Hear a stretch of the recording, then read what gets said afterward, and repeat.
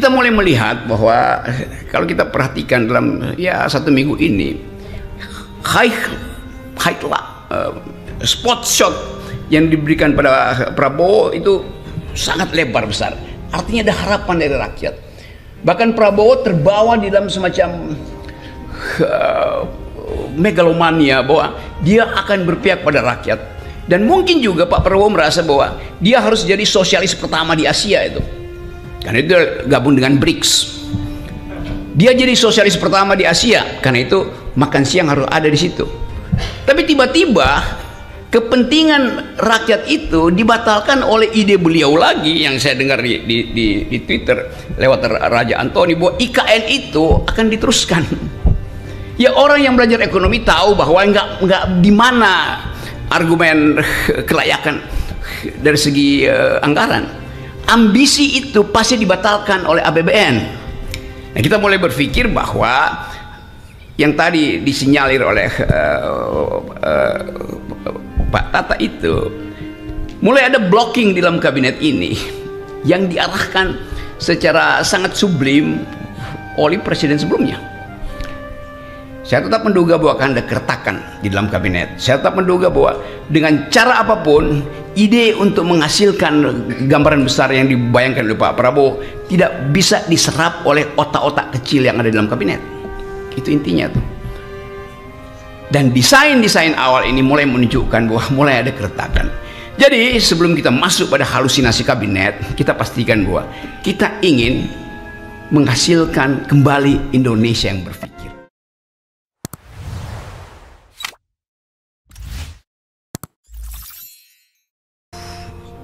Membayangkan the near future of the nation itu, apa yang di masa depan yang agak dekat itu.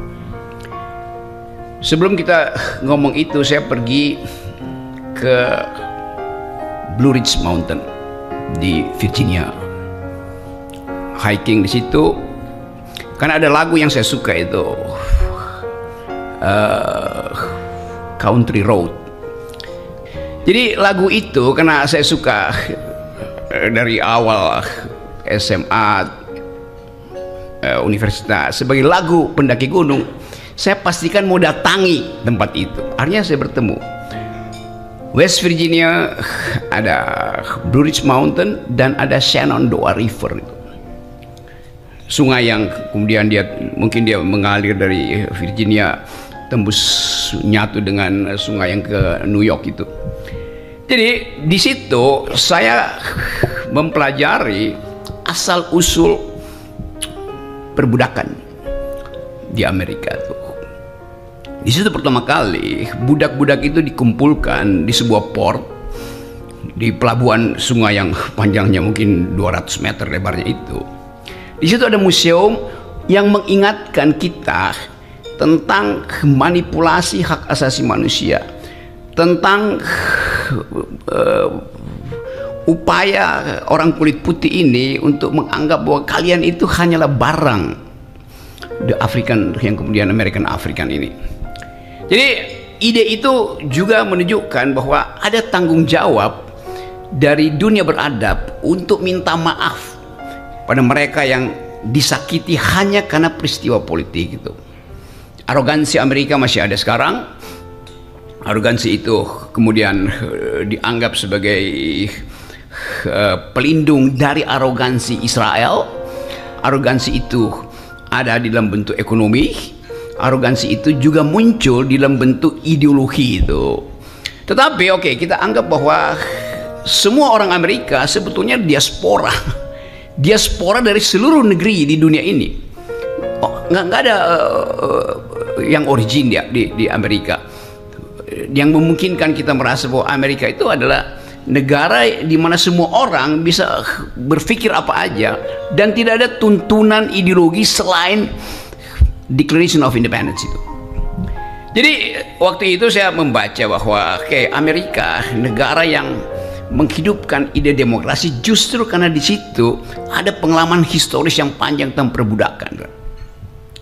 Dan beberapa tokoh Amerika yang pertama kali mengucapkan stop perbudakan, kendati mereka punya budak gitu. Siapa? Hamilton punya budak, Lincoln punya budak gitu.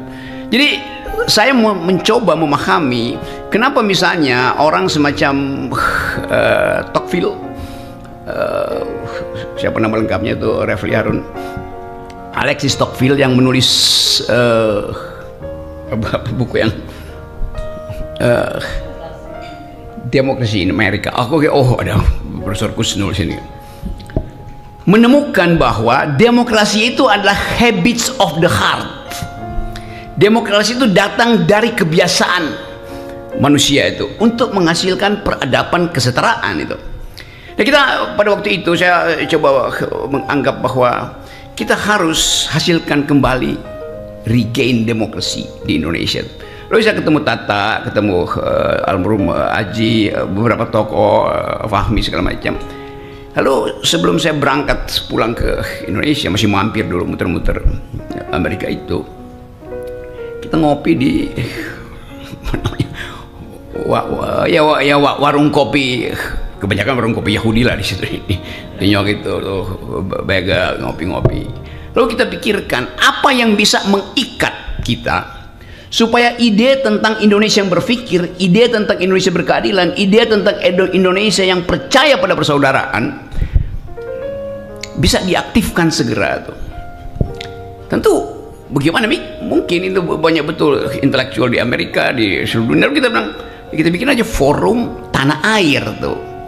Jadi kata forum itu tidak mengikat secara formal, siapa saja boleh ikut forum itu. Tanah air tentu untuk mengucapkan janji kita yang ada di luar tanah air untuk kembali ke tanah air dalam bentuk kritik, dalam bentuk proposal perubahan tuh. Jadi dari awal forum tanah air ini diajukan sebagai proposal akademik untuk menandingi proposal-proposal politik, proposal-proposal lembaga survei, proposal-proposal buzzer, segala macam tuh. Lihat merah putih, awalnya merah putih, tapi baru 2 hari seorang menteri yang dibrief dengan baik oleh pakar-pakar luar negeri ketika di Hambalang, Menteri Desa, memakai kop surat Kementerian Desa untuk memerintahkan kepala desa berkumpul di sebuah desa untuk memenangkan istrinya yang sedang kampanye di desa itu. Kan dari awal kita lihat bahwa briefing Prabowo itu tidak dipahami atau sengaja diabaikan oleh menteri itu karena kepentingan individual, karena kepentingan pribadi. Jadi mestinya kalau kita pakai semacam prinsip, paradigmanya adalah rakyat yang diucapkan terus oleh Pak Prabowo. Tetapi paradigma itu tidak masuk karena ada mereka yang berkumpul dalam kabinet itu datang dengan kepentingan pragmatis masing-masing. Ide di briefing intelektual, panggil semua pakar dunia. Salah satu pakar yang ngomong itu adalah perempuan tentang korupsi. Tetapi sang menteri bilang, ya ini cuman kertas ini kan tidak ada anggaran negara itu. Jadi dia nggak paham bahwa kertas itu yang harganya 200 perak, ada tanda tangan menteri, efek katastrofi terhadap politik itu tinggi sekali. Jadi bayangin cara berpikir menteri desa itu. Kan mestinya dia ngerti bahwa dia nggak boleh sedikit pun memanfaatkan itu. Tapi dia kan nggak ada uang negara di keluar, tanda tangan dia itu adalah uang negara. Jadi bagaimana kita mau tagih pada akhirnya yang sebetulnya di awal mestinya udah ditendang dia dari kabinet kan.